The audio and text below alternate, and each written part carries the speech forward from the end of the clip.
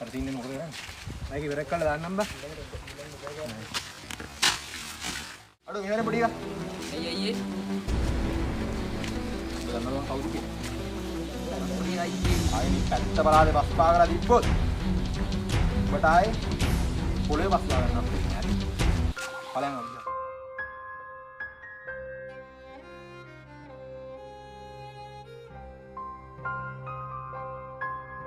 එමයි මොකද ඉන්නේ කද?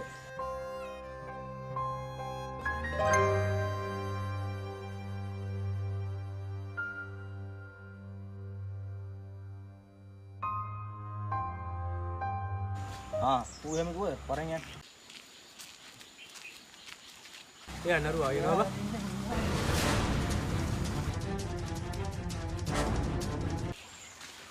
මොකද පාරෙන් නුන ටෝක් කරන්නේ?